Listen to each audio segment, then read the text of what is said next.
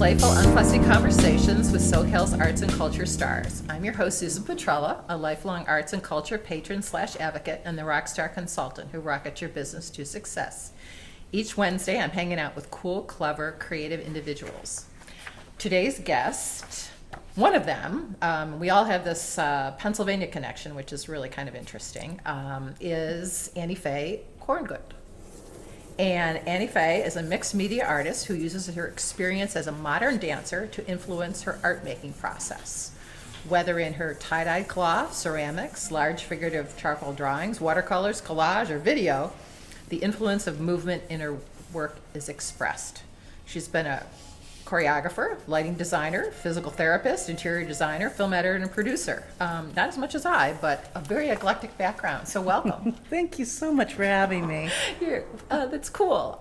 So before the dance, how did you get started with art?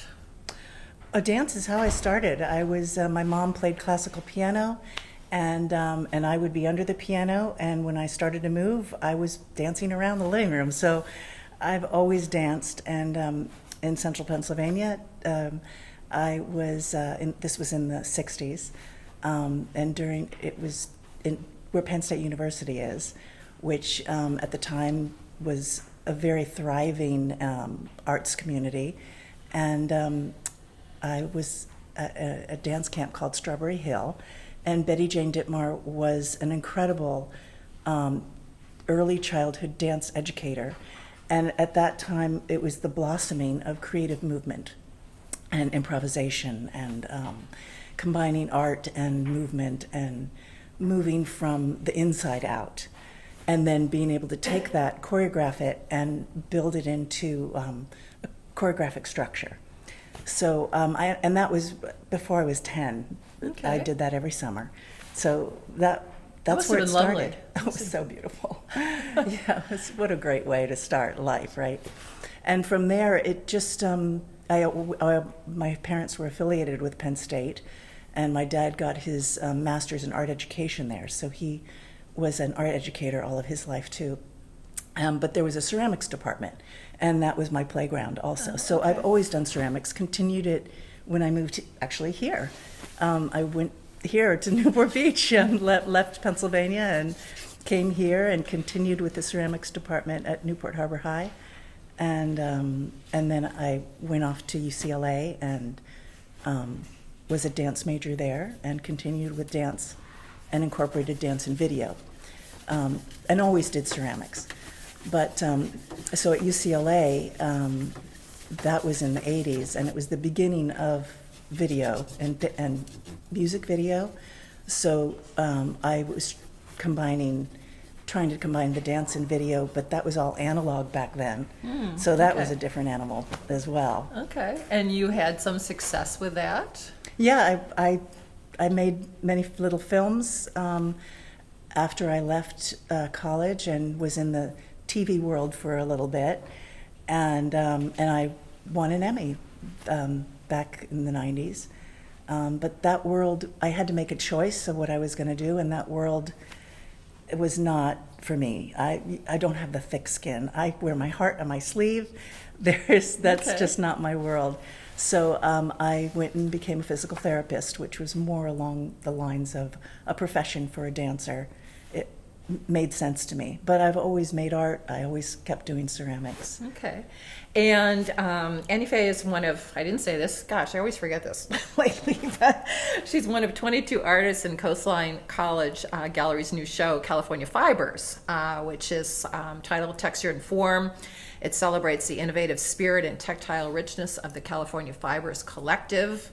Gusha Sanders, who curated the work in the show, I love this quote: "Each piece invites viewers to consider fiber not just as a medium, but as a messenger of ideas." And Faye's work is called Relational Complexities, and she's going to tell us about that and just how you came to fiber. So I was with ceramics. I'd never had a background in really drawing and painting, and I take deep dives into things. So I wanted to learn how to make marks on my pots. And so I took a detour from the ceramics department and went into the art department and just took all the classes. And the last class you take is figure drawing and figure painting. And that was, that's movement, right? That's Right. dance and the body and movement. So I started painting the figure and more developing my expression with the different kinds of media. You can use charcoal is one of my favorites, ink, brush, the big Japanese brushes, and making textures on the paper, but and having a relationship with the canvas. But paint didn't work really well for me because it sat on the surface, and I didn't want to do oils because it's not necessarily, at that time it wasn't so healthy for you. So an acrylic stayed on the surface. It's really like a plastic. So I did explorations trying to find how to get into and I was also sewing the canvas at the time too, and found the quilt community.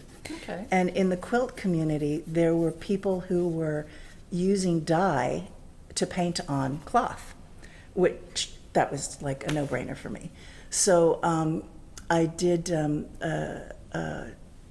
different classes with different kinds of artists. There was a woman from England. There was Jane Dunwald, who had I think it was a 2-year mentorship program, and I worked with her for a long time, and really developed this surface design experience, and mastered all the different techniques you can do for cloth.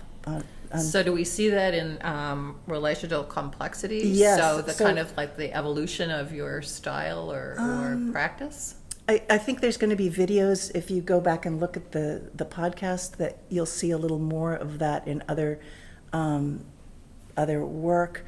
But definitely I have the back panel of relational complexities is got all the stitching through it, and it has a Sumier ink painting on it. And then the front is different techniques of, it's dye on silk organza. So there's different techniques of getting the dye onto the cloth. So what's the process with that? So how do you start? Oh geez. The process of Sketch? Is there a sketchbook, I see. or just or do you start with the title, or the title comes after? The title definitely comes after. I don't know how people can title their work when they're working on it. That is miraculous. So I'm an improvisational dancer. You know, that's what I had a hard time memorizing choreography because it just comes out at the spur of the moment. Kind of like this talk. So with my work now, it's kind of the same. I get an idea of my work. I work vertically, so it like the body, because that's what I talk about is the body. So my pieces are at least 6 feet tall and kind of as wide as a body, more or less. Oh, interesting. And these pieces are a little bigger now. I'm getting taller, so I start with that as the framework, and I guess I do start with a sketch. A lot of times it's different pieces I do different things, but I do pretty much start with a sketch, and it's of a body or of a movement. I'll be in the studio and I will start moving, whether With music, without music, or just usually with music. any particular? I love all sorts of music, but classical music is what I listen to in the studio usually. And I will just start moving, and then that's kind of my warm up, and then I can start adding the charcoal to the piece, and I like to start with charcoal first. I usually use raw silk, or it's called silk noil, raw silk. And It's kind of nubby. Does it take charcoal well? You have to be careful. I have to be careful. I use a vine charcoal, so it's a little more forgiving. And or I'll start on washi paper, and I also do mixed media, so I'll add the two together, and then I'll get my basic line down and the movement of the piece that I want, the expression that I want in the piece, and then I have to redo everything and prepare everything for dyeing, and that's at least a 2-day process, a 3-day process of the first layer, and then after the first layer is down, you have to prep the fabric, and it's kind of like ceramics in a way. With all of these, you have to let it dry and all that stuff. So with fabric, you have to dip the fabric and get it all wet in a solution that allows the dye to impregnate into the molecular fibers of the fabric, because it's permanent. And it doesn't run that line in there? No.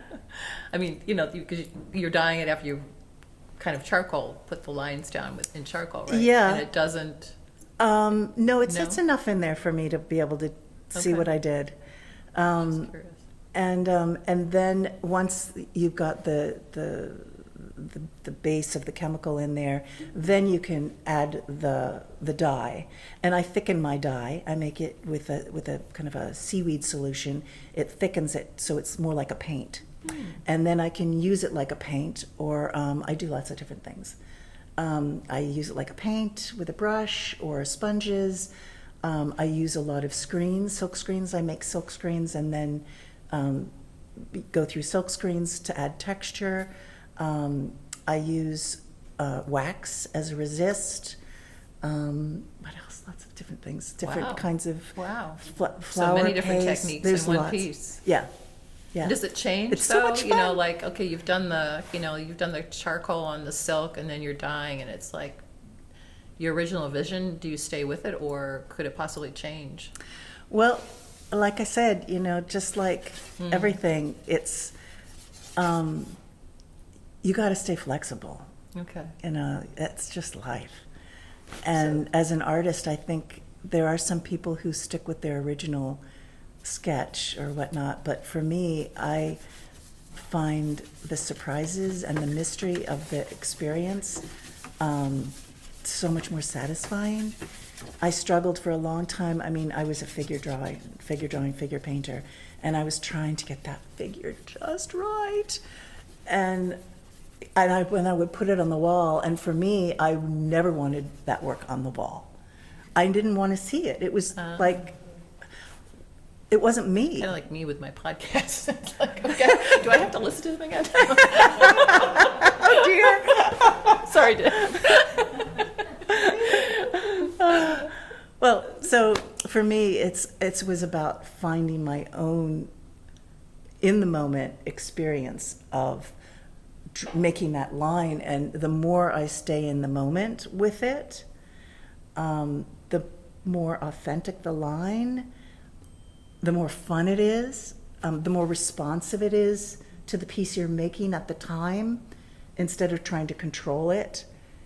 It was more fun. Another artist who loves the line. I was mentioning about Anne Marie Rousseau, and she's all about the line. So you're all about the line too, in a different way. Yeah. So you're working on more than one piece at a time, or is it just one piece? And do you work 9 to 5 or every day, or It kind of dawn to depends dusk? on the deadline. If there's a deadline and it's not done and I need to do more than one piece, I'm working on more than one piece at a time. A lot of the times I'll start a piece and then I get stuck. I think every artist knows that experience, right? And so I'll put it away. I'll put it aside. Sometimes it's aside for a while. And then I'll take it out again and it'll be like, oh, I know what I'm going to do. And sometimes it gets ripped up and I just use part of it.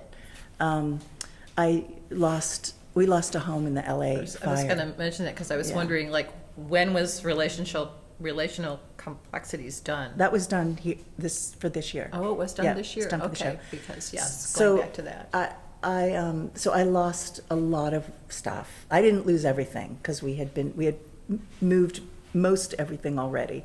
So, but I did lose a lot of my early work. I lost all my watercolors. And I've been making art for decades. So I lost all my son's work from when he was a baby. There was a lot that we lost. But but coming out of that, it's been a hard year. Oh. And the things that I do have that weren't done, I pulled them out and I finished them. I felt like, wow. You had to do that? I had to start. That's where I am now. Is anything that I have that's partially done or unfinished, or I'm finishing it. Whether I like it or not, in the end, I just got to get it done. And whether I go back and rip it up and start over again or not, that's the fun part. To replace what was lost, kind of like this no, urgency to. It's about life. Okay. It's about life being too short. And that things are things, and the experience that, as an artist, that the experience that you have making something should be fun, right? It should be a fun experience. So, and when I find that when it is, it goes better. So when I get stuck on something, it's because the judgment comes in and because it's not fun anymore, and I'm thinking of the end result instead of being in the present and just doing it because it's fun to do, like a child does. Is that hard to stay in the present? Yeah, I think that's a practice, I think, is learning how to be in the moment making work, or with whatever you're doing. It's really hard for me. But now you've also done, Faye has brought some other work that we can take a look at when the podcasts are over. And but there's a piece that's very, very different from this piece that you've made. More like quilting, and the reds about the fire. Oh yeah, I did that. Yeah, that is so it's a large figure, and it's predominantly red. It's more quilty. I'm sorry. It it's is probably not a word. No, it's like looks more Susan quilty world. than this is very Japanesey kind of. It's a Susan Fiber word. It's totally cool. Yeah, okay. I love it. Quilty. I'm going to use that a lot Quilty, now. okay. Quilty. It's a quilty kind of. Yeah. It's so that's cotton, and it's more like a quilt. It's more of a traditional quilt.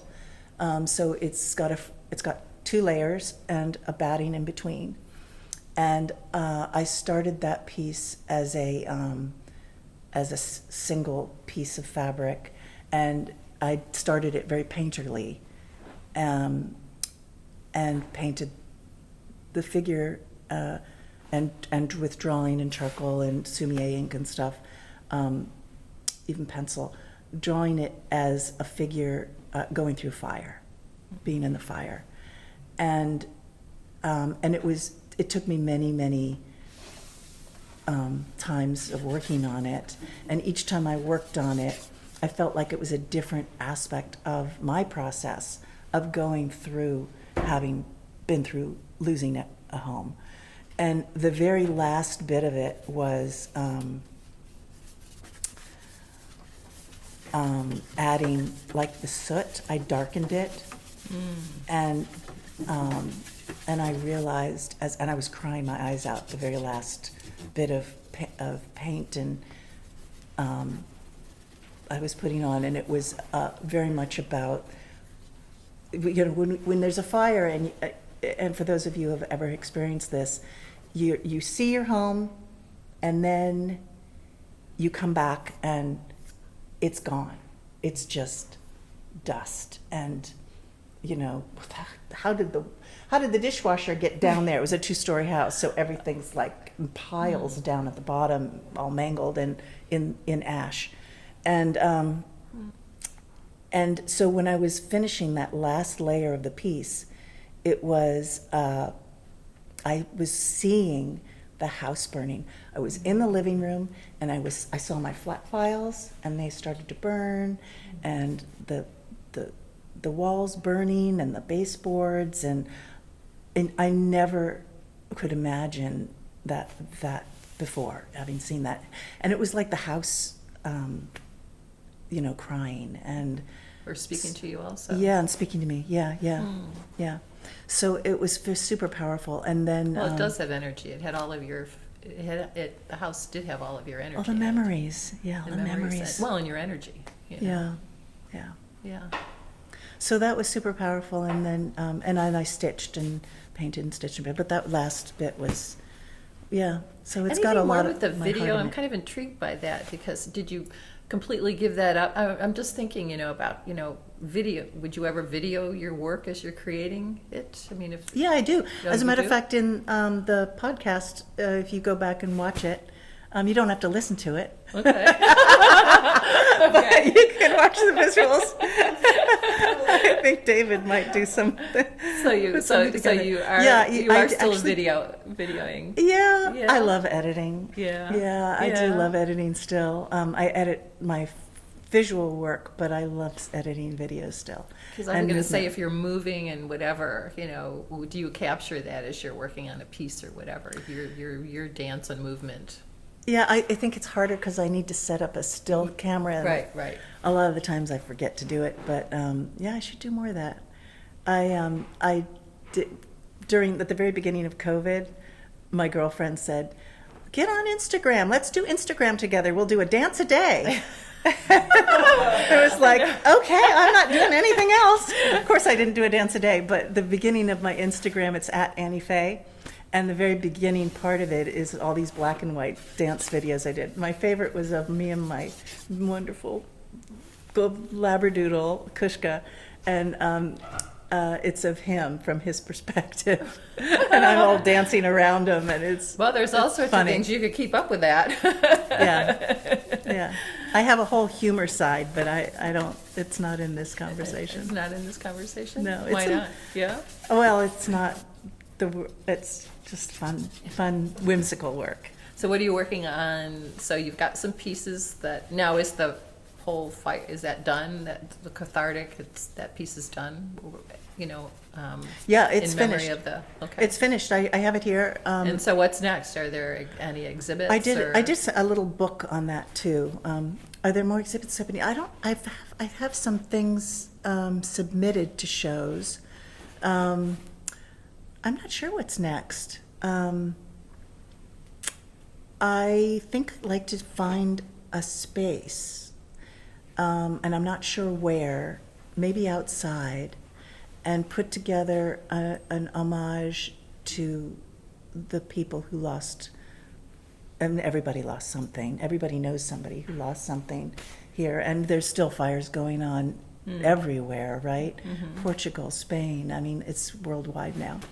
But I think I'd like to create some things along the lines of this. This is the first piece that I've done big with organza. And I'd like to do more of that because I think it has this quality of fragility and vulnerability, transparency. There's movement to it. And I'm thinking of doing something somewhere for that, as well as lots of other. I have a Heroic Battlefield is another series that I'm working on, which is very much about the feminine and the aging feminine self. Okay. So, and that's more figurative, abstract figurative work. It would be on cloth too, and Cloth fiber? and washi paper and Japanese papers. Oh, yeah. Okay. Yeah. Okay. How wonderful. Well, you'll have to keep us posted. Yeah. In the meantime, I want to thank you very much for sharing your story with us. Thank you so much, made and bounce, thank you bounce. to David and you. I know, Susan. he's like, David's he's our generous sponsor, Coastline College Gallery, David Michael Lee, director, curator, and professor, and he's also our producer. Thank you, David. Until next time.